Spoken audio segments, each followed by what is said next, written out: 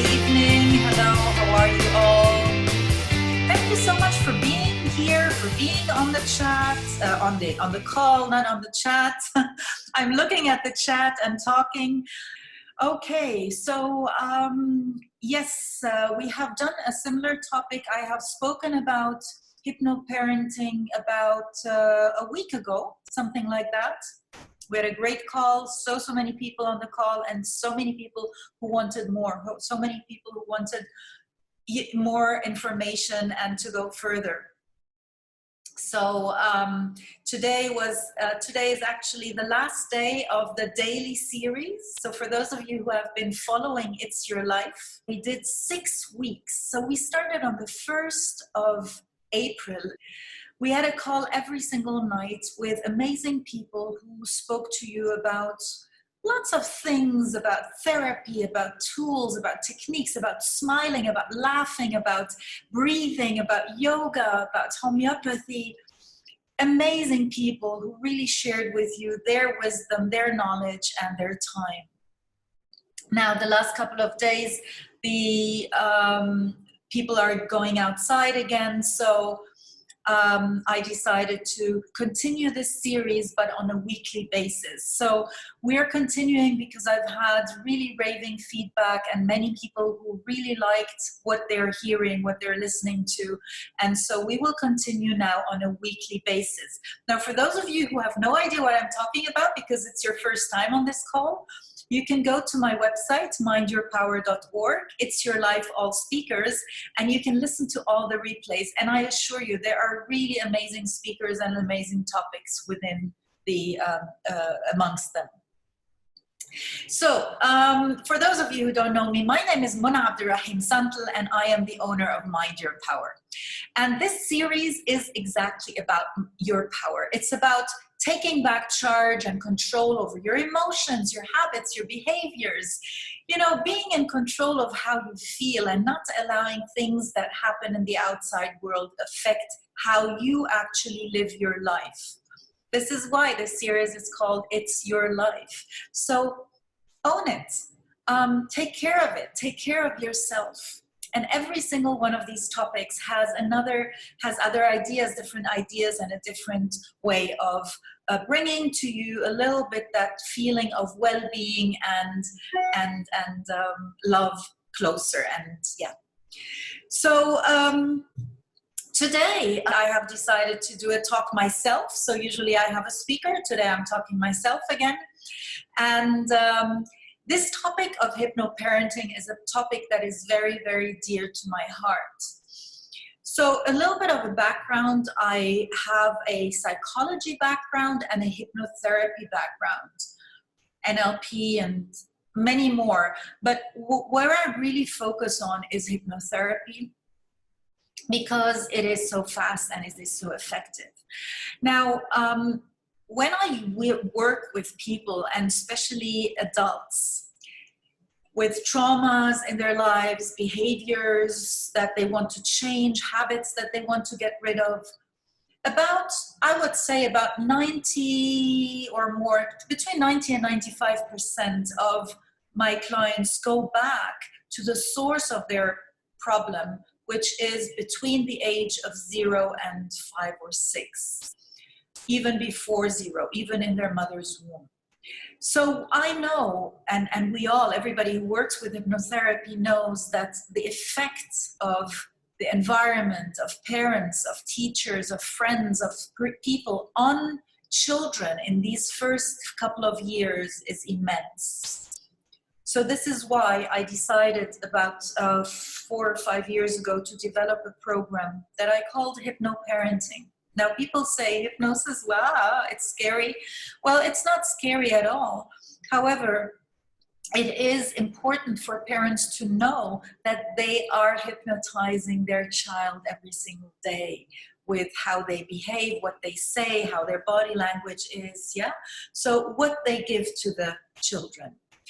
Now, today, I'm going to talk about a part of hypno-parenting. So those of you who were on the call last week, You've probably already have an idea of hypnoparenting. I spoke a lot about attention giving. I spoke also about how we behave with children. But today I'm going to focus on one specific area, and this is homeschooling. The reason is because I've had many inquiries from companies lately who wanted me to do a talk on homeschooling because a lot of their employees are at home and are not coping with work and life balance. Yeah, so I've had a lot of these inquiries lately, and I've decided to do that on this call now too. So before I start, let me ask you this. How many of you have children? And I have muted you all just because I don't want the background noises of everybody.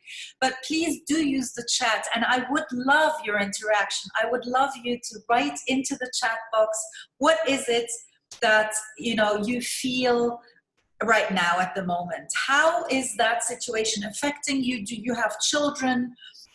How are you feeling, and how are your children feeling in this situation? So, Neen, thank you. You have a son, 4 years. Now, how are you feeling, and how is your child, how is your son feeling? While people are still typing and thinking, let me ask you this. Are the challenges that you are facing at the moment, are these the same challenges that your children are facing? What do you think?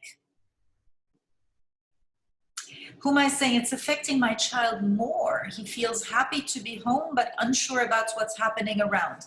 Absolutely, Huma, and this is such an important thing that you just said, and I'll be speaking about that today.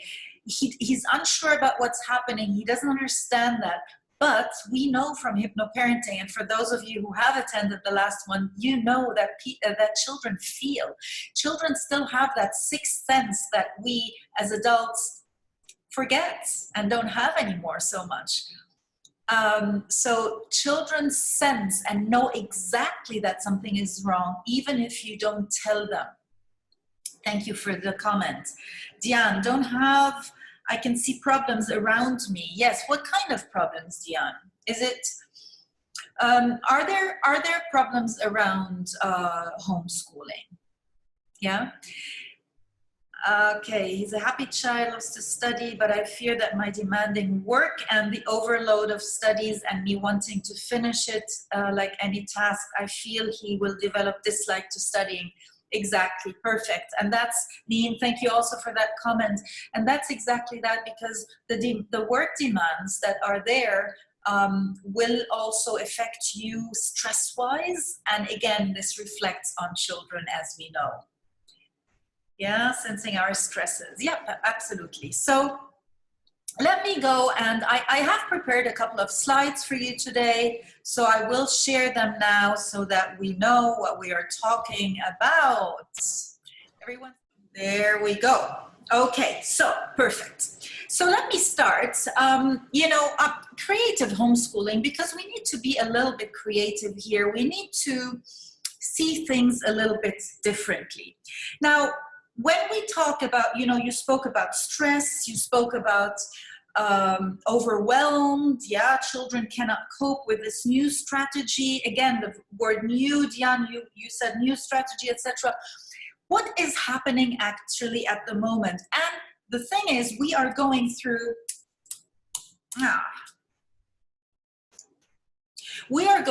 change. And probably a lot of you know this curve of change, and I'm not going to speak about that so much today because we know that. But when change happens, a lot of times we go through that denial and then shock, and then it comes to anger, and then suddenly it becomes letting go. We have that bargaining phase in between. No, yeah, I don't want that. And then fear, frustration, etc., until we somewhere reach that change, and then the change accepted. Now, many people are already coping with the change better than they were at the beginning. So when I asked that question about a month ago or a month and a half ago, people were still very, very much here, shock, confusion. Now we have a lot of here but it is still between the uncertainty because people don't know what's going to happen, and slowly understanding change. We're not yet at the accepted with most people. Yeah. Now, the reason why I wanted to show you this slide in regards to hypnoparenting is because we know from hypnoparenting that we are dealing with the subconscious mind. And when we look back at all these little smiley faces here and this curve, most of them are emotional. We have emotions everywhere there. So we know that whatever we are in that curve, if we are at the beginning or near the end, we are full of emotions still. Now, when we go back to what is the subconscious mind, and let me just, for the ones who have no idea about hypnosis, no idea about the subconscious mind, just a few words. If you look at this iceberg model here, you can see that the tip of the iceberg that we see, that we're aware of, is actually just a very, very, very small part if you compare it to the vast part under the water, the part that we don't see, that we're not aware of.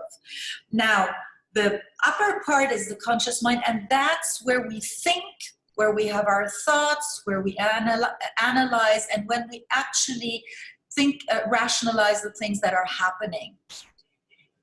All the emotions are subconscious. You know, I always like to say when I do hypnoparenting courses, when we think we don't feel, and when we feel we don't think. Yeah, think about it. The more you have emotions, so whether it's a joyful emotion or a fearful one, whether it's good or bad, if you are very, very afraid, you cannot think clearly. If you're very, very in love, you cannot think clearly. Right? And vice versa. If you are focused, very, very focused on something that you are doing, and your full attention, your full conscious attention is on that task, you are not able to really delve into emotions because you're really focused on that. So usually I say, when you think, you don't feel; when you feel, you don't think. And why is that so important to understand here? Because we also have all the fears, the phobias, the feelings are here, and we are going through emotions. And the thing about hypnosis, and why this whole program is called Hypno-Parenting, is because when we have an emotional state, when we have emotions, then this, I'll call it the guardian that is sitting at the door to the subconscious, will not be present, will not be alert, and will allow all the suggestions and everything that we hear and see around us, will allow them into our subconscious. Yeah. So the more, if you think about it, the more emotional you are, the deeper you are in that subconscious mind, and the less you can actually make a clear and conscious decision. Yeah, does that make sense to everybody? By the way, if you have any questions, just type it in at any time, and I will answer it during the call. Yeah. So this is why I wanted to show you this, because when we deal with hypnoparenting, we are saying, yes, you are hypnotizing your children. Yeah. Why? Because children are in hypnosis all the time. Children are in hypnosis when they play, when they fight, when they're sad, happy, when they're surprised. Look at these faces. Children are all the time in that state of hypnosis. They are also in a state of hypnosis when they are learning. Why? Because children don't learn with their brain, don't learn consciously. Children learn by imagining how that equation would look like, how, you know, if you have 2 + 2, then they have, oh, maybe I have 2 apples here and 2 oranges here. They imagine. Children work with imagination a lot. Zubia, if we have been dealing with our child a certain way and realize we need to change it, and they're already 7 or 8 years old, will it still work? Yes, Zubia, it will work. It works even as an adult, because nowadays we know, thank God for that wonderful science of neuroplasticity, we know that every single connection in our brain can be changed and can be made into a new connection. So there is nothing like static. We are actually in a constant change. We change every day. Everything around us changes. And when we don't change anymore, then we die. So we can change at 7 or 8 years old. Definitely, we can even change as adults. The way we have to change as adults is to start to realize, what do we want to change, and start on a conscious level. We start consciously, and then we repeat and repeat and repeat and repeat, and then it becomes subconscious, and then it becomes a habit, a new habit. Yeah. Same with children. Now, what children don't have so much, but or let's say children don't have and teenagers develop, is this prefrontal cortex. So if you imagine the brain, we, at the age of around 15, 16, the teenager years, depends, or between 12 and 16, the brain of a teenager is actually fully developed, full size. The only part that is not developed yet, the only part that develops exactly at that age, is that prefrontal cortex. Now, the prefrontal cortex is exactly that part that is responsible for thinking, for analyzing, for making decisions, conscious decisions, not reactive decisions, but proactive decisions. This is the part that regulates morality, communication, etc. So we have a lot of response flexibility, and not the response, the fight or flight response, but the responsibility. And three other things that are that this prefrontal cortex is responsible for is, first of all, the sense of judgment and identity and responsibility. So these are formed in there. Yeah, that's what also, these functions are also very important. And that's why if some one of you has teenagers, you might have some challenges with your teenagers, because this is exactly the time when they develop, that sense of judgment. How far can I go? Can I want a tattoo? I want a piercing. That trying out. Am I still loved if I have a tattoo? Am I still loved if I dye my hair green? All these challenges that we have sometimes with teenagers, because they're testing, they're trying, and they're developing their own personality, their own identity in that time. Yeah. Now, the other very interesting thing about the prefrontal cortex, in a study, they actually saw that, or constated that children learn much, much faster than adults. And the reason is because this prefrontal cortex, imagine it like an empty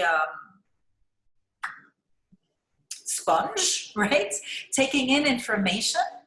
And as we grow older, and that's maybe, what you said, Subia, here in the comments, as we grow older, we develop habits that become more static, not that we cannot change them, but they become more of habits. So that's why it's just, they're just absorbing, and that part of the brain is actually absorbing the information much, much faster, because there's still space to store it, and it's still new and fresh. Yeah, they don't have many experiences that they make for the first time, so they don't have another experience that they have to change. Yeah, Tim is saying the filter is not established as they take it in. Exactly. Yeah, there is no filter; they just let it in.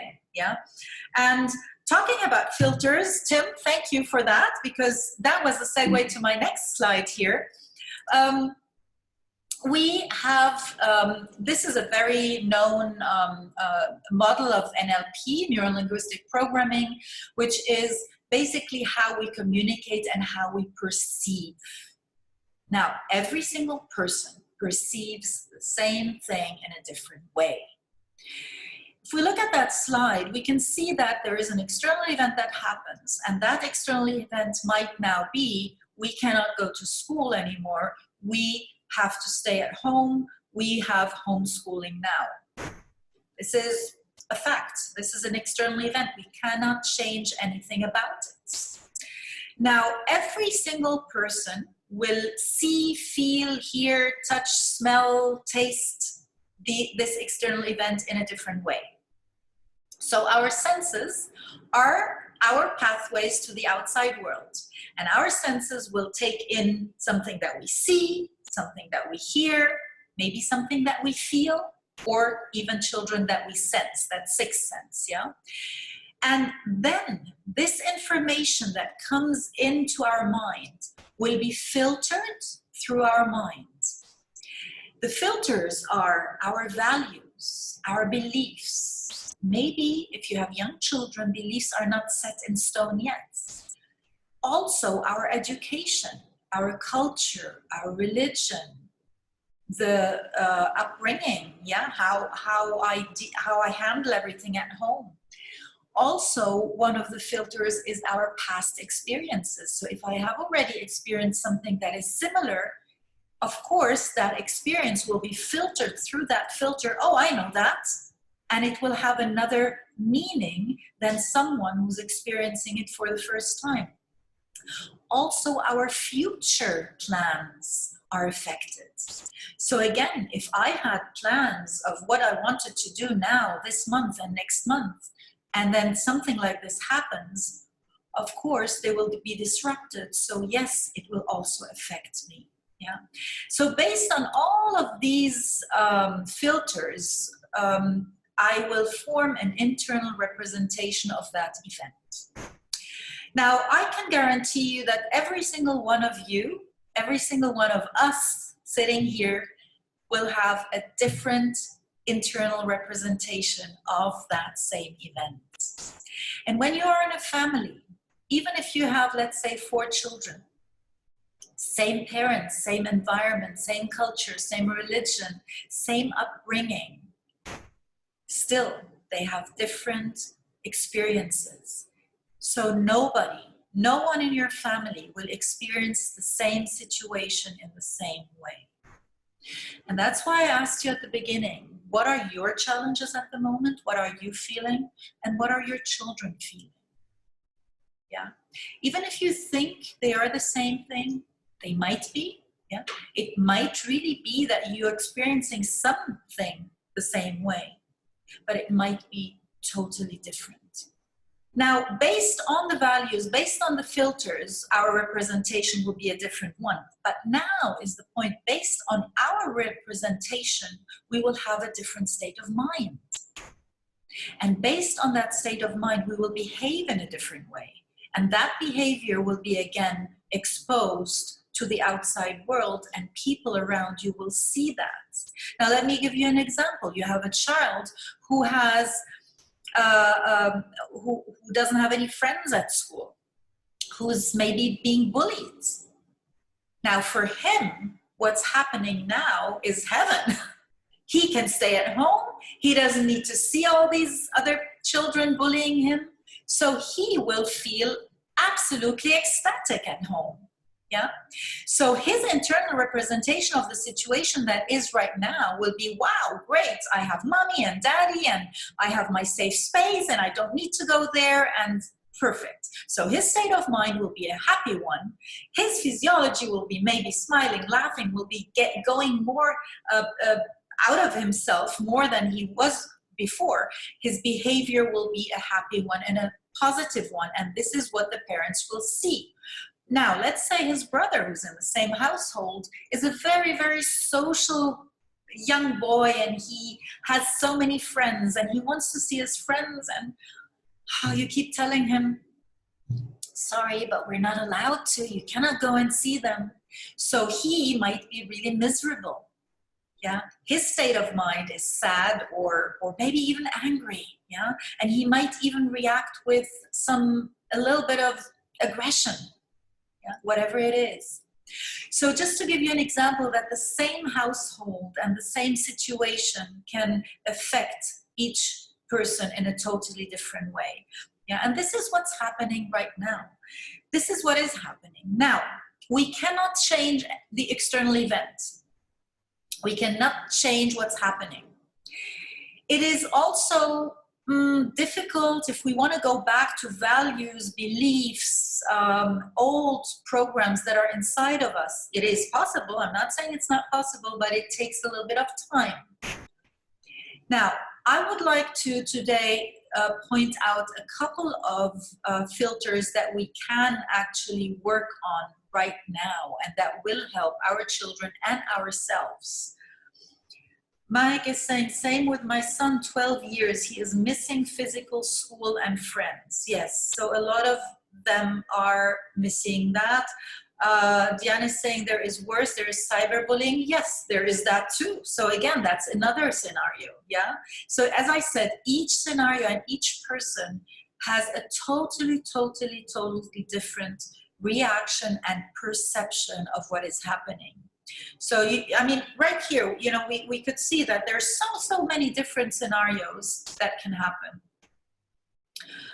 When I don't face any challenges with my son, or maybe that's what I feel, but I'm personally exhausted, and this has started exactly from the past 4 days, and I want to work on myself, which is directly proportional to my son's well-being. Thank you. So yes, and working on yourself, and I will talk about that in just a couple of minutes. Yeah, thank you for that comment. So what can we actually do to work on these filters? What can we do to change the internal representation? Because that's what we can change. One of the things that is really important is the knowledge that we are taking in, because we are born into a society where people put a lot of emphasis and stress on knowledge. So we need to read the books, we need to watch TV, we need to listen to people, we need to get more and more knowledge into us. Now, this is very important at times. However, we need to really be careful. What are we allowing into our minds? What are we allowing into us as knowledge? Because it is not necessarily knowledge. Am I sitting in front of the TV a lot and allowing the bad and negative news to affect me? Then, you know, as many of you said, I will be affected negatively, and this will also reflect on my son, on my children. I have the choice. What would I like to learn? What knowledge would I like to allow into my mind? I have the choice to switch off the news. I have the choice to not be in touch with people who are negative. I have the choice to say to someone who is scaring me, sorry, I don't want to hear this. I have the choice because it is my well-being. Yeah. I have the choice to sit in front of the laptop and look at the pictures of what's happening in the world and the statistics of how many corona cases there is in what country, or to sit in front of the computer and work productively. So make this choice consciously. Don't be reactive. Make this choice proactively and say, what would I really want to know? What do I want to spend my time with? Screen time increases like anything because of e-learning, even homework, and over and above home quarantine. So games like very much concerned, but looks like no choice. Mike, thank you for that comment. Screen time is, again, screen time is not screen time. And if you look at it from the perspective of an adult, yes, we say, oh my God, our children are in front of the iPad or laptop a lot. Now, I will be talking about building relationships and rapport to children a little bit, because I think a lot of,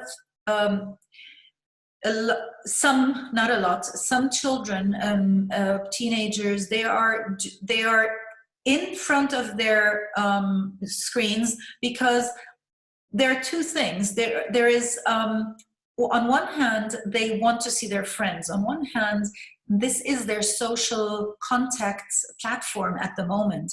And, you know, there's one thing that I keep saying, and please don't take that personally, but we even people who are half my age, you have absolutely no idea how it is to be a child today. And a lot of times we as parents say, you know, oh, no, don't do this. I know how it is. No, you don't. Because the change is so rapid nowadays that we have no idea how it is to be a child. We cannot say, and I keep hearing this, you know, when I was young, we used to play outside, we used to play football, and we used to go. It was at that time. It is not now. But if you say this to your child, you're not helping your child. You're not, because you cannot bring back that time. So because you cannot bring that back, you're not doing him any favor by saying, you know what, my time was much better. You're putting him in a depressed situation. And, oh, this is not good. Now, of course, having said that, of course, screen time, let's see it from another perspective. We do have children who are burying themselves in the screens and who are doing nothing else than playing games there. Now, this has a reason. And let's find out the reason, and I'll tell you a few scenarios, a few possibilities today. What you're saying is very important. Thank you for that. I don't know, iPhone, whoever iPhone is. Yeah, so really, please be careful with that. I mean, this is something that I keep repeating. When you say to a child, you know, it was better, you know, we used to do that, you're telling his subconscious mind that what he is doing is not right. And every time you tell a child that what they're doing is not right, you are diminishing his self-esteem and self-confidence. Yeah. Now, again, I'm not saying, oh, everything is perfect. Yeah. We have to balance it. And let's go on, and I'll gladly take more questions at the end. So knowledge, as I said, is one thing that we can definitely affect and change, one filter that we can work with. Now, there's also an interesting aspect with knowledge. You know, first of all, I want to acknowledge everybody who is here, who is a mother or a father or a parent, because you are doing an excellent job. An excellent job as an educator. And it is your role to teach your children how to be caring, how to be loving, how to be in a family, how to eat, how to walk, a lot of things. But it is not your job to be a teacher. You are not taught to be a teacher. So don't stress over wanting to be now the perfect teacher because you have to homeschool your children. Because that stress is affecting you and in turn affecting the child. Now, if we go back to that slide and the knowledge, your child is used to a certain way of learning at school. Teacher speaks in a certain way, explains in a certain way. Now you do it differently at home. It can be positive and it can be negative. Yeah. If the child doesn't have any good rapport with the teacher, then it might be a very positive thing. However, if he is used to the teacher and he likes his teacher, then you don't have any authority as teacher. Yeah. So just make that clear, you know, be clear about that it is not, you're not replacing a teacher, although you have to right now. Yeah. So how is the knowledge coming in now? Through different language, different way of explaining. It can be negatively accepted just because he is used to another way. It's indeed challenging for us to understand the mindset of kids today. Yes, exactly. I feel the need to listen to you even minutes before iftar. Thank you for listening. If you need to go to iftar, you know, you can always listen to the replay. But of course, now you can ask questions. So yes, it is challenging to understand the mindset. So the more you can really put yourself in the shoes of a child, the more you will have a good relationship with him. And the more we have good relationships and rapport with our children, the more they will come to us and speak to us. And that will also make screen time less. And I was just saying this morning to someone, you know, you can sit, instead of saying, what are you doing? Don't watch now, or go away from that. You could sit there and say, tell me, what are you doing? I'm curious. You know, what are you doing on that? Is that a program? Is that a game? Are you chatting to someone? Tell me and teach me, especially if you have 12-year-olds, 13-year-olds. Let them feel proud that they know something that you don't know. Yeah, so speak to them. Now, the other thing that we can definitely affect, other than knowledge, another filter that we need to, not can, but have to, is fear. So either fear of what already happened, yeah, oh my God, I know the situation so well, and these are people who actually have already experienced something and who keep going back to that past experience. They keep reliving the past because they think, I know exactly how that feels and how that is. The thing that we know about the subconscious mind is that if we think about the past and we really are reliving it, it is affecting us today. Although today we're not living that situation, but it is affecting us today. And the same is for people who are living in the future, who have anxieties, fears of what might happen in the future. Yeah?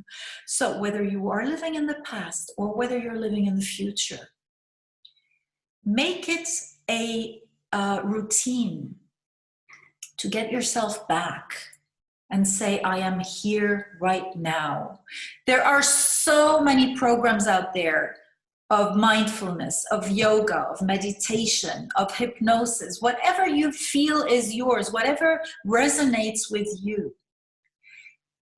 Even some people don't need these programs. For some people, it is just sitting outside underneath a tree, or walking, or doing some exercise to be in the moment, in the zone, to be in the flow. Yeah, and that is so important, because we are oftentimes overwhelmed by stories and emotions that are not related at all to today.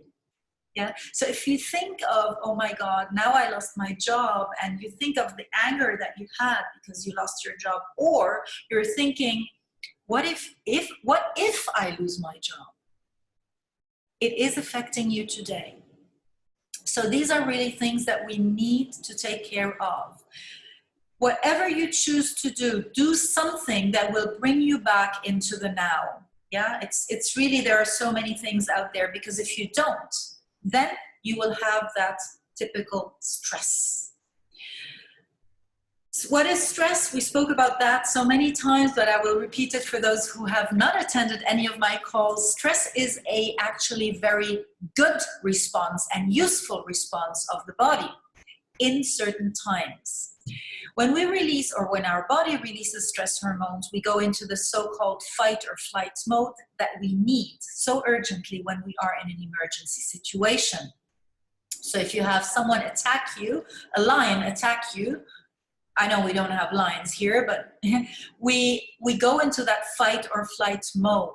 That means that what happens in our body is the following.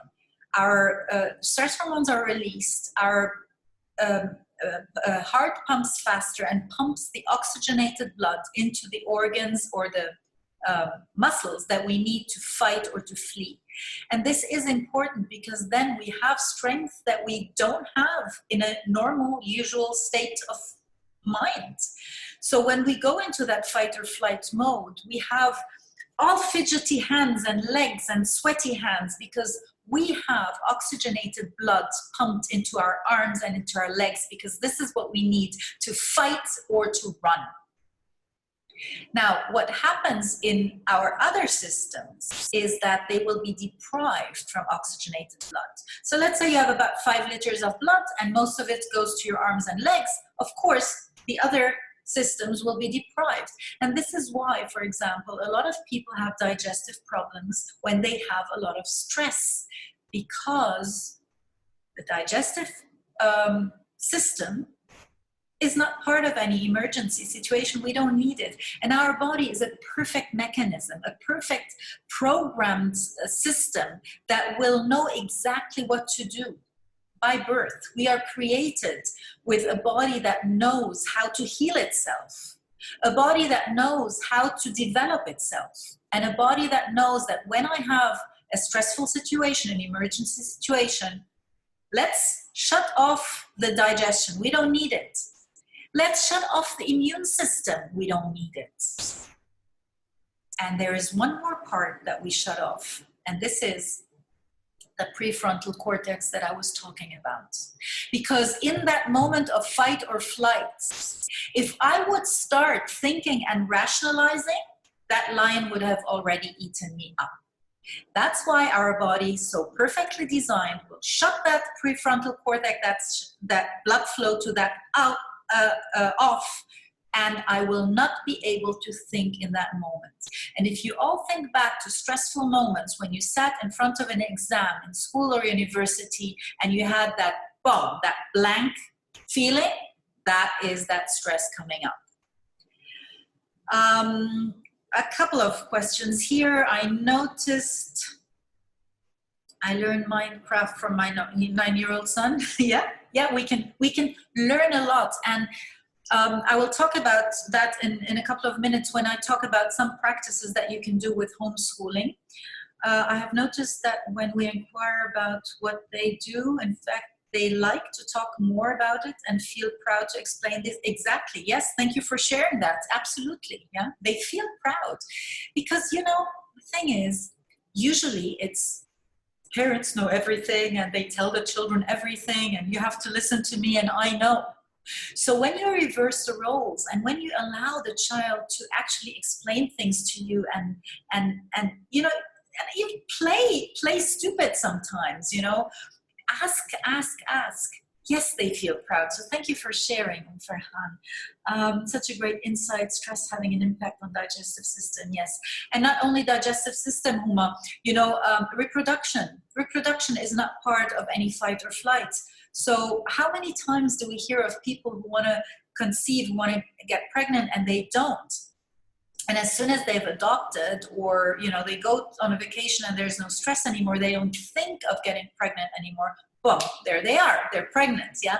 So a reproductive system also a very big part, and digestion, yeah? So my 16-year-old daughter doesn't like if we inquire. She feels that we keep checking on her as if we're interfering in her privacy. Okay, so yes, absolutely. And 16, like I said before, this is this age where they're testing, yeah? That's the age where my identity and yours. So it's very important to speak their language, to come from, to open another door, yeah? And not inquire like a parent who wants to, what are you doing? Show me. But, you know, just use a different approach. And what approach to use, I will talk about styles, children's styles in a moment, and maybe we can find out there. Important that we stay vigilant of how stress is manifesting on our overall health. Exactly, yeah. So when we see, when we look at that slide also here, you know, so stress will affect us in maintaining relationships, for example, yeah. Because why? Because the communication will be affected.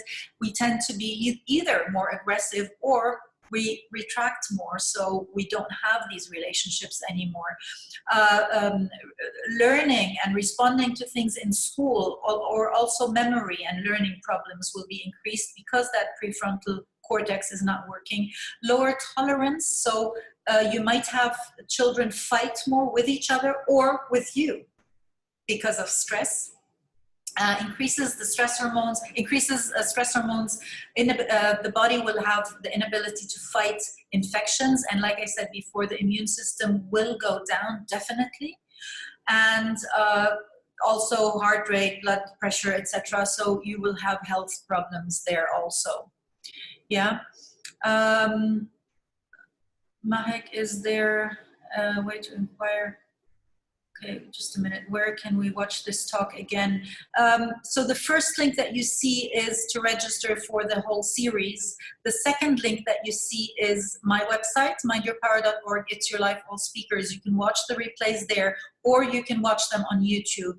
And the third link is if you would like to speak at this event. I will speak about that later.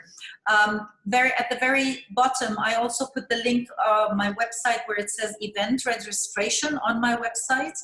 I have a free webinar on hypno-parenting on the 20th of May. And then I also have a hypno-parenting course that will start, I think, on the 27th of May. I'm not sure about the dates. The hypno-parenting courses go over 4 weeks, and they are a week apart. So it's one session a week, about a 3.5 hour session once a week for 4 weeks. So you can do your homework in between, yeah? Because things are... things that we have been doing years and years and years are habits to us. So you need to a little bit do your homework and practice it in between. So they are 4 weeks long. So here are all the links. So do not, if you need to leave, yeah, thank you for asking. Back to my slides. So let me just continue very quickly here. So this vicious cycle will start with the thoughts, I'm making something wrong, I'm doing something wrong, I'm messing up.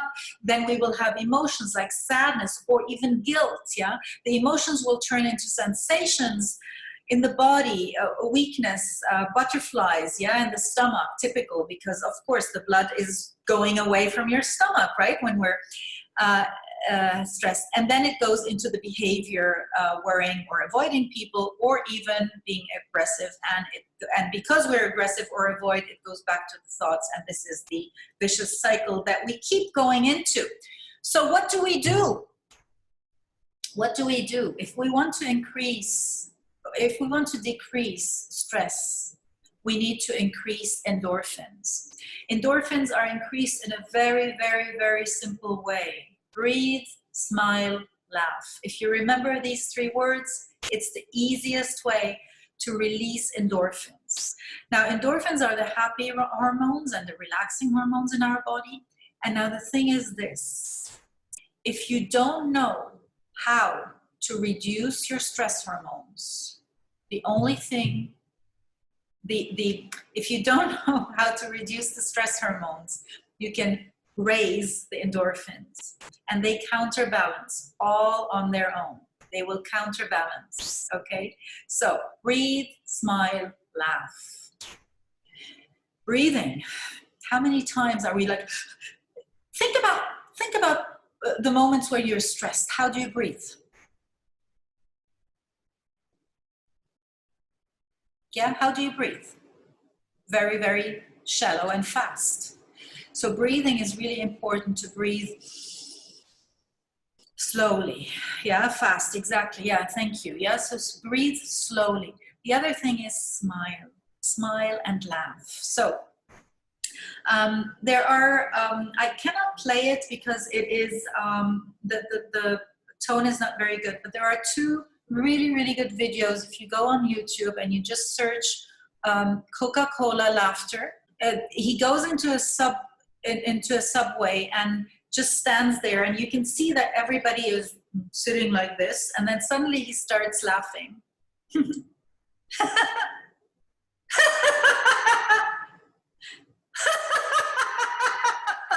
And the more he laughs, the more, you know, the whole environment and that whole the trains will start laughing. There's another one at a tramway station, same thing. Yeah. So, and I remember I didn't know anything about hypnosis or hypno-parenting or laughter or anything at that time when my children were really small. We used to do this a lot. We used to sit at the dinner table, and then I would just start laughing, you know, just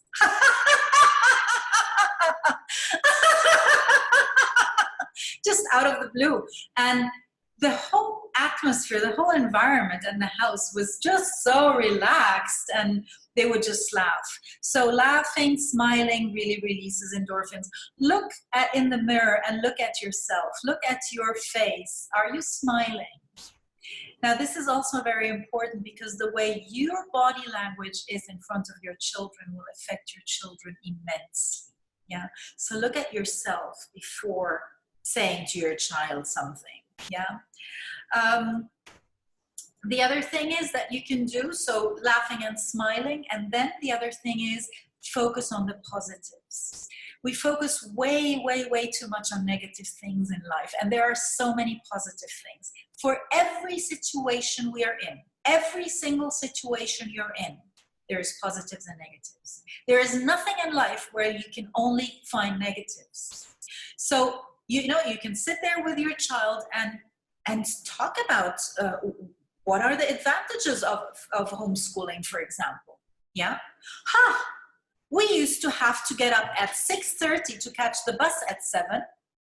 Now we can sleep till 7:30. Isn't that nice? Yeah. What else can they discover? What else can they find? So talk about that. Focus on the positives. Train your mind and the mind of your children to find the positives in everything, because there are positives. Whether you look at the negatives or the positives, you can always say there is another side to it, but you have the choice to decide how you want your health to be and your well-being to be. And trust me, if you choose the positive, you will be healthier. And it's all about you and your children, of course, yeah?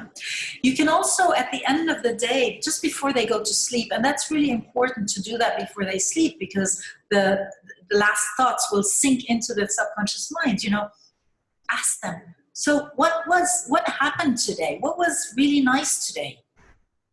What did you learn, etc.? Ask them about the positive things that happened during the day. And don't mention any negatives, because if we look for them, we will find them. Yeah. The other thing that is very important also to release endorphins, when we have a household, whatever, you know, however big it is, and you might have 1 room or 6 rooms, I don't care. But now, at the moment, you have, at least in most countries still, I know that some countries went back to school, but in the countries where you're still homeschooling, let's say you have 3 children. All 3 are sitting in front of their Zoom doing their homeschooling.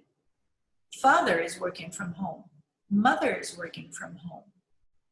All of you are working in a tight environment.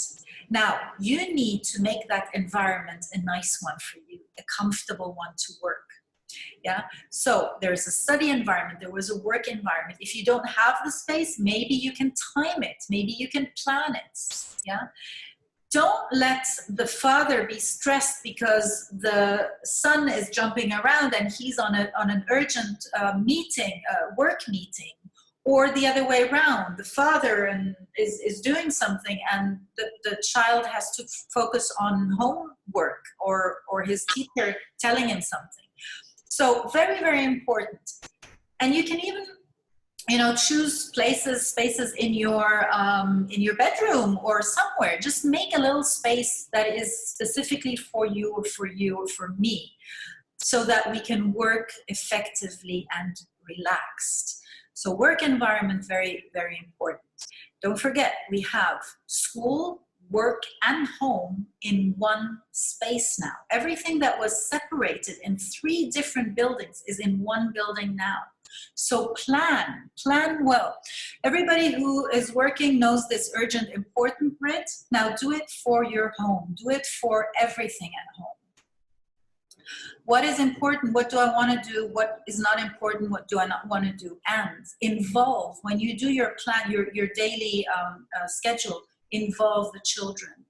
Yeah, involve them. So you cannot have your agenda like, you know, when I'm at work, I can have a meeting from 8 to 9, another meeting from 9 to 10, another meeting from 10 to 11.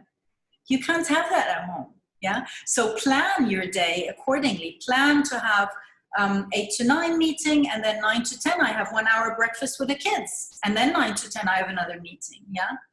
Also, if you are in a world like, in a place like I am, where we have maids at home, involve your maids, yeah?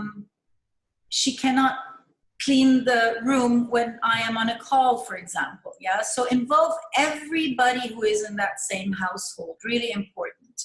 And then focus on the things that you really want to do, that you plan, that are important or urgent, yeah? It's a new routine and you need to be flexible. Now the routine is important. It's important that this routine is, am I doing this here? Oops. I don't know what I just did. It is very important that this routine is not only yours, yeah? So think about it. You might say, you know what? I want my children to first go out in the morning and play a little bit and then come back in and do their homework, and then we can eat. Maybe this is your way of dealing. Every single child has another way. So get to know your child. Get to know how do they work. Think about it like a marathon. Marathon runners run differently. So we have people who start slowly and then get faster and faster. We have these runners that start off with a sprint and then get slower. And we have these who sprint and pause, and sprint and pause. And similarly, when we study or when we learn or when we do anything, each one of us has a different way. So I often hear parents say to the children, you know, start with the hard things and then you do the other ones, yeah? Or start with your homework and then you can play. No. Discover what is it that is good for your child. Because a child could maybe do it the other way around. Start with the easy and then be motivated to do the difficult, yeah? So there is no right and wrong. There is no right and wrong, yeah? So like I said, involve the child with all the planning. Involve the child. And when we want to involve the children, we need to be aware of the children and you know, like I just said, really be aware of the style of the child, but before doing that, be aware of your own style. Be aware, look at yourself in the mirror. Who are you? What are your deep beliefs about school, about homeschooling, about stress, about the situation, what's going on? What are the stressors that you are actually experiencing at the moment? What is your parenting style? What are your beliefs about grades or about your son or your daughter? Think about it yourself first, because your thoughts are affecting your child. Your thoughts are affecting your child, even if you don't say it. If you think, oh, my child is really lazy, yeah, and you will, your body language will show it, yeah. So here I just have a very short grid also. Think about what is your style? What is your parenting style? You know, sometimes we have a little bit of a dilemma because a lot of people, for example, when it comes to school, they're very authoritarian and very, you know, there's no negotiations, you have to be good, etc. And then when it comes to home, they might be very permissive and spoil the children a lot, yeah? So you might have even two different styles. Ideally, and I don't want to take too much time on this slide, but ideally you should be in that position here where you do have demands to the child. But when I say demands, it's not like you have to do something, but you give them tasks, you give them some purpose for them in life. You don't just neglect them, yeah? And on the other side, your support is high. And when I say the support, you're supportive, I don't mean you do things for them. I just mean you are there in case they need you. So give them love, give them support, give them the recognition regardless of the results. It's not because you did this well that, you know, I love you. It is regardless, yeah? So an exercise that you might have done with me already, because I love that and I do it a lot. I invite you to do this every, I don't know, couple of days. Just for a moment, do it with me now. Just close your eyes for a moment. And just imagine now that you are your child. Just imagine that you are still in bed in the morning. If you have several children, just choose one for now. And you're still in bed. And it's about time to get up. You open your eyes and look around you. What are you seeing? Look through your child's eyes. What is it that you can see? What's your mom doing? What's your father doing? What's going on around you in the house? And now listen through the ears of your child. What are you hearing? What's going on in the house? Is someone talking? Maybe shouting? And what are you feeling? And then you can go through the whole day. You get up, you do whatever you need to do for school, you have your breakfast, you go out, you play, go all the way until you go back to bed at night.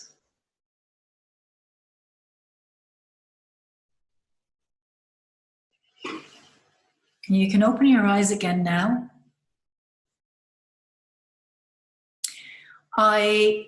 When I do this exercise in the hypno-parenting classes, and I think we even have people on the course who have attended my hypno-parenting courses, right?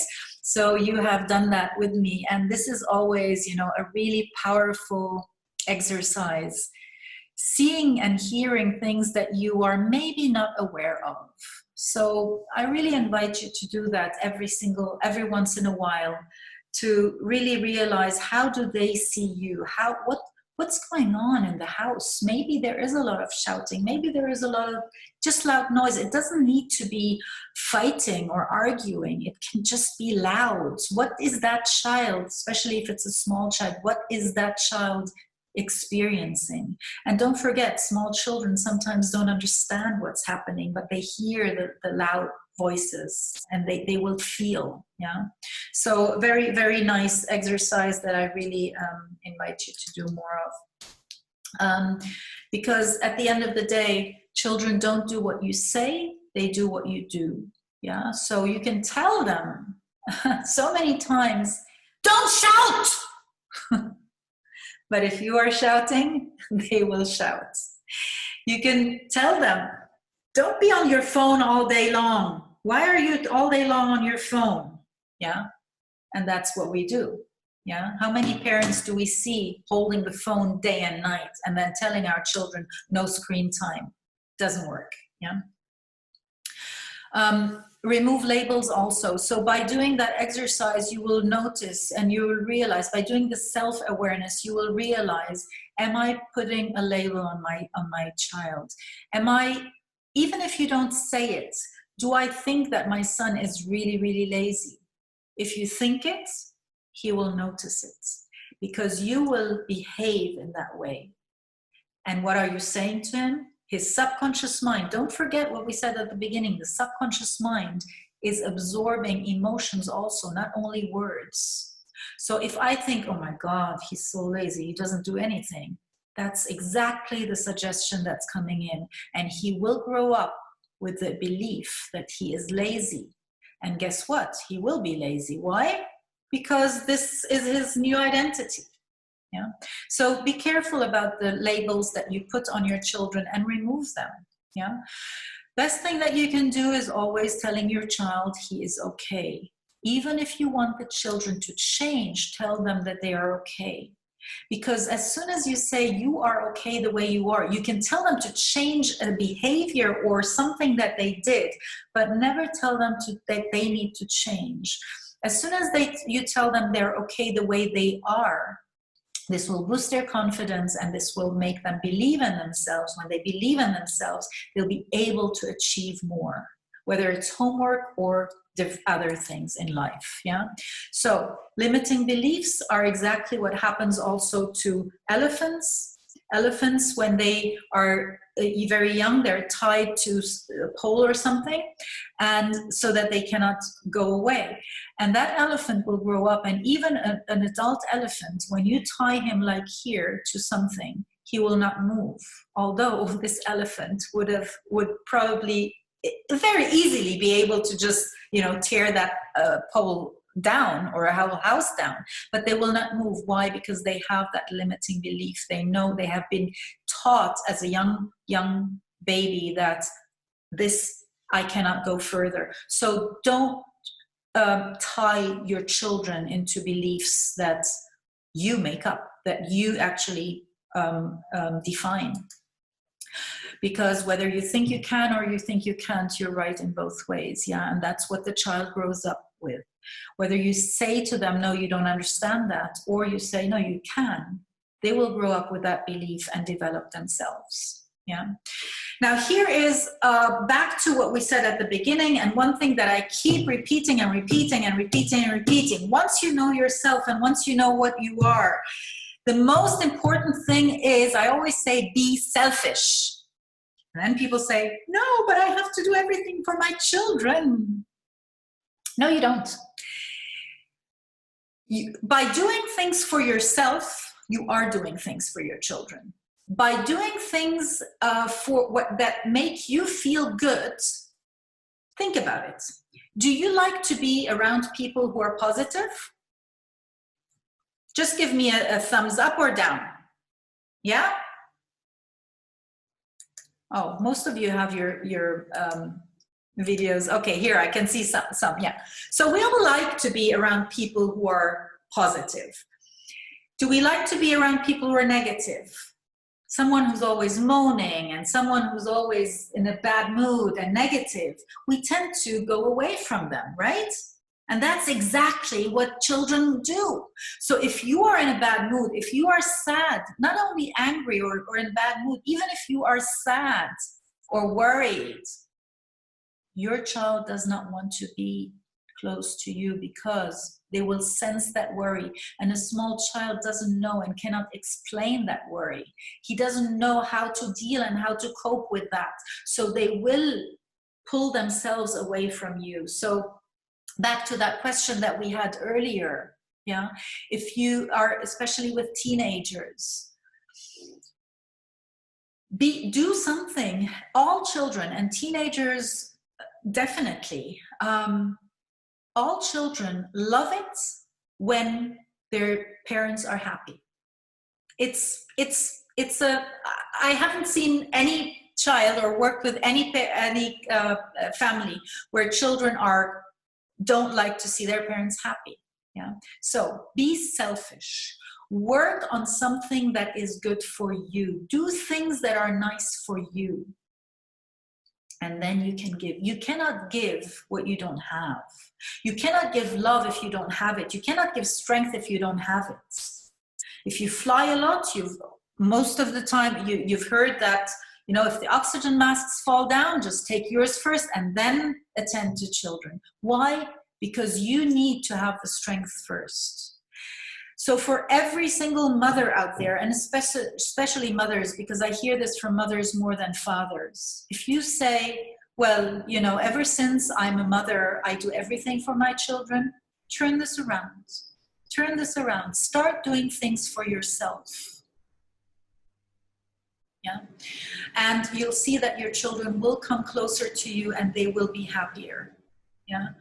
This mother's guilt, I hope I can get rid of it. Yes, get rid of every single piece of guilt, because you are doing a great job. You're doing an amazing job. Every single mother, every single father, every single mother is doing an amazing, amazing, amazing job. Because we all do the best that we can do in the moment that we do it. No father or mother will on purpose do something bad for his children. Sometimes we don't know better. But the feeling of guilt, what will it do to you? Guilt will bring stress into the body, and stress will weaken you. And then when you're weak, it will go into that cycle again. It will show in your behaviors. And when it shows in your behaviors, your children will see that, and they will react in maybe a negative way. And then you'll react negatively again. And that will be, and you'll have even more guilt because you're confirming now to yourself, see what I did something wrong, and now I'm even more guilty. And that cycle goes on and on and on and on. So stop it. Decide today to stop it. Just take that decision, because we have the choice. We have the choice to change anything we want in our lives at every single moment of our lives. We're not defined by yesterday. I can today say, sorry, I'm shouting at you. Sorry. I can today say, I want to change.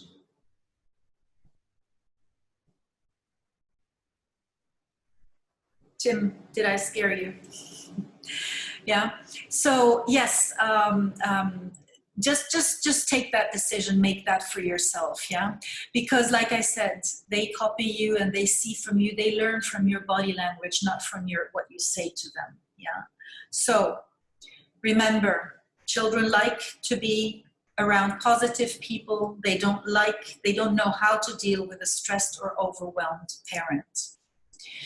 So when you know yourself, then we go to knowing the child. And there are two things that I want to mention here. As I said before, all the external events are processed through our senses. So one of the things that is really important with homeschooling is our senses, our children, perceive through different senses, and we all have, not all of us, but most of us have one sense that is our dominant sense. So let's say your child is very visual, and the way you will recognize this is because he will probably always, look at things and say, oh, look at these colors, and, talk about colors, talk about shapes. This is someone who's very visual. Now, if you notice that your son is very visual, you cannot explain something to him, school-wise or anything, just by talking to him. Because if a person is visual, they have to learn in a visual mode. Same applies to auditory or kinesthetic, yeah? So make yourself aware of what is the dominant style, sensory style of your child. What is yours also? It is interesting to see. So, just observe yourself. Am I more someone who always says, oh, look, look, look, look, look? Or am I someone who says, listen to me, I have to tell you something? That's more an auditory person. When you learn something new, do you want to do it yourself? Do you want to touch? Are you a person who likes to, be touchy? Then you're more kinesthetic. And observe your children, because this is the way you should talk to them. This is the way when you do homework with them, when you help them with homeschooling, this is the way they are supposed to learn, in their style, not in your style. Yeah. The other thing that is really important to understand is what style is the child. So, and I'm going to go very quickly through this. I'm sure in one of the other webinars I'm touching more on that, but it's not my primary goal today. But we have a fun-loving children, yeah? If we have the fun-loving child, he's very bouncy and wants to have fun. For these, you need to have happy parents, yeah? For these children, you cannot sit with them for hours because they like to do something. They get bored very easily, yeah? Fun-loving children, you do something with them and then they want something new. And that's just their style. By the way, adults have this too. It's not only with children, right? So you could be someone like that. So understand that children and adults are different. If you have the sensitive child, these are the children who are more emotional. These are the children who really need your support, as in your presence more. They need your help. They need you to always tell them that you are there for them, that you love them. They have that feeling, touchy thing. So for these children, it is really, really important, if you have a sensitive child, to just be supportive and be next to him while he's doing his homework.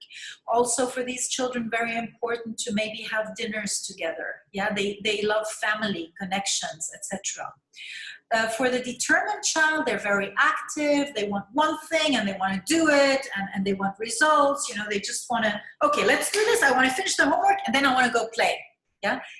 Different than the fun-loving one. The fun-loving one just jumps from one thing to the other. These, they do things and then they want the next thing. Yeah, they need action all the time. And for the more serious child, these would be the children who would sit for hours in front of a puzzle and putting one piece, the pieces together, yeah, and spending hours and hours doing that.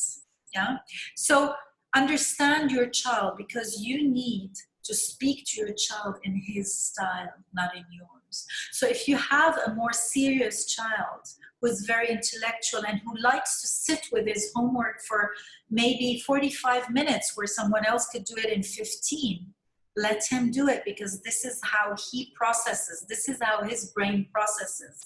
And if you are in the category of, you're not a determined child, but if you are in that category and you say, yalla, yalla, we have to go, it will not resonate with the child and you will not be connected with him. So this rapport will not be there. So get to know your children, get to know their style and how they like to learn. If you have a fun-loving child, yes, they will interrupt their lesson to go and eat something or drink or do something else and then come back. But this is how their brain processes. This is how their mind processes. So like I said before, there is no right and wrong, except that this child can work like this. Yeah? And how to understand our children? By asking them questions and by being empathic. The more empathy we have, so empathy is really putting yourself in their shoes, understanding them. You can understand them by asking them more and more and more questions, but not in a way where they feel interrogated, but in a way where we just are curious. Yeah. So empathy is putting yourself in their shoes, is listening to them, listening, not listening while you're thinking, oh, but you know, you have to do it like this. Not listening while you're giving advice, really, really listening to them. Yeah.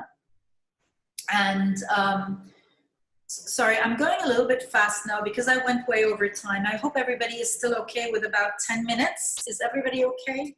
If you need to leave, I am very sorry. I did a long one today. As I said when I started the call, this is the last one of the daily ones. So we'll be back weekly, but I'm enjoying that last one. The next point that I really want to point out, especially for homework, is independence. Independence and this sense of responsibility.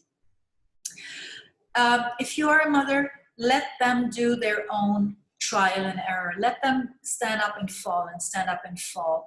I have done a lot of talks in schools and nurseries about hypno-parenting, and what I constantly hear in nurseries is that the teachers in the nurseries are not able to actually teach the children what they want to teach them because they're busy feeding them and getting them dressed and doing things with them. Yeah. Why? Because at home we do it for our children. This is not the way they learn. Children learn by letting them do, not by giving them a way to do it. Yeah. So here are just a couple of tips that I will just very quickly share. Resist doing for them what they can do themselves. Yeah. And often we do it because it's faster, whether it's getting dressed, whether it's getting ready to go somewhere, whatever it is. We often do it for them because we know that when we do it, it's faster. So be patient, be patient, be patient. Let them fail, because by failing, they will learn. Yeah. And the other thing is, by doing it themselves, they will be proud. And so their sense of confidence will grow, and they will feel, yes, I did it. Yeah. So please do that. Resist. Yeah. Let them also make choices. A lot of children are pushed into, now we do this, then we do this, then we do that. Yeah. Let them make choices. Now you can tell them, do you want to do your homework first or eat first? Yeah, that's a choice that they can make. Do you want to eat chicken or macaroni? That's a choice that they can make. Don't tell them, do you want to do your homework or not? That's not a choice that they can make. So always give them two things, but let them feel that they are in control of their day also, that they can make choices also. The other thing is, let them find solutions. It's so important. Let them find, if they made a mistake, let them correct it. Don't fix what they did. You know, we do a lot of problem solving seminars and trainings. I go into companies and do problem solving for adults in companies. Why? Because children at a very, very young age don't learn to take that, to make decisions, to solve problems. So let them find solutions for whatever it is they want. Let them find solutions. Too many. It's hard to be able to keep the self-awareness when all the time they are with us. I personally know I get too stressed when I have work to do, which is mostly the time I get triggered. That's exactly self-awareness. That's perfect, because what you just wrote here, this is, in fact, self-awareness, to say, I get stressed when this and this happens. Yeah, to know yourself and to know your trigger points and to know how you react. That is already like half of the whole thing. Yeah, so really good. Yeah, you know, a child. Think about it. When you say to, if someone says to you, you have to do something, how do you feel about it? Do you like to do things that you have to do? Nobody likes it. Nobody wants to do things that they have to do. So children are the same. So the more you allow them to come up with solutions, to come up with something, the more they will be encouraged and motivated to do it, because, yeah, I wanted to do it. Yeah. So always do that. For smaller children, in order to teach them, model it, because they, like I said before, they will do what you do, not what you say. So you teach them by modeling, not by telling them you have to do this, but by doing it yourself. So remember, hold back the help, provide direction when needed, be supportive, be there, always be supportive, yeah? Let them feel that you are there in case they need you, but you are not there to interfere and to tell them what to do. Give up on perfect, yeah? And so when you teach them that, they will learn that when things happen, it's okay, they happen, but we will find a solution for that. Yeah. So ask them, what is a solution? Mommy, they didn't play with me in school, or you know, they're always bullying me, even now that I'm at home. Okay, that's a huge problem for that child. If I start telling him what to do, I am creating a second problem in that child. If I tell him you have to do this and you have to do that, I am not only confirming that he has that bullying problem, but also that he doesn't know how to behave and how to solve it. And someone has to help him. But by asking him, what would you like to do if this happens again? What could you do? And then wait and don't answer your own question, right? Wait and be patient and let them come up with solutions. And two things will happen. They will feel empowered because they came up with it, because it was their idea. And the second thing that will happen is when they think of what they are going to do, their imagination is playing. And you remember when I spoke to you about people who live in the past or the future, and I said that everything that we have experienced or that we will or that we imagine is affecting us now. So our subconscious mind doesn't know, is it really happening or is it not happening, or is it imagination? So if your child says, you know what, maybe I could do this and that, he is imagining it, and the pictures are rolling in his mind, and he is seeing this as a movie. And for his subconscious mind, it is reality at the moment. And what has been reality once in the mind, I've already done it. So it gets easier for them to do. So every time they imagine something happening positively, it will be easier and easier for them to do it. Yeah. So ask them, because logic will just take you from A to B, like Einstein said, but imagination will take you everywhere. So allow the imagination of your child to be positive. Allow him to really, really play out here. The last tip here for homeschooling, role play. So with smaller kids, you can say, let's play school. They love role playing. Yeah, let's play.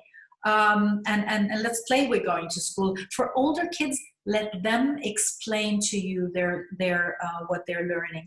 Don't tell them what they should learn. Let them explain, because then they will feel proud. They will feel like, oh, I'm telling mom what I know from school.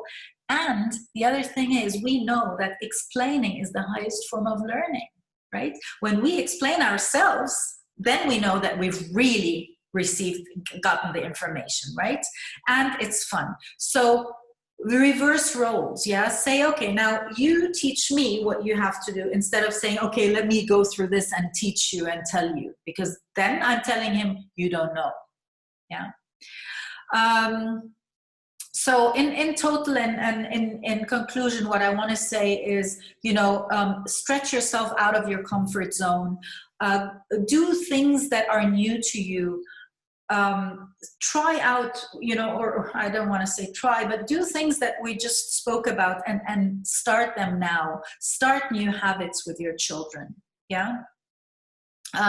One thing that you should never do is ignore. Don't ignore the situation that is at hand right now. Don't ignore the whole thing and say, no, we're not telling the children, because, like I said, they notice everything, yeah? Don't ignore your thoughts or their thoughts.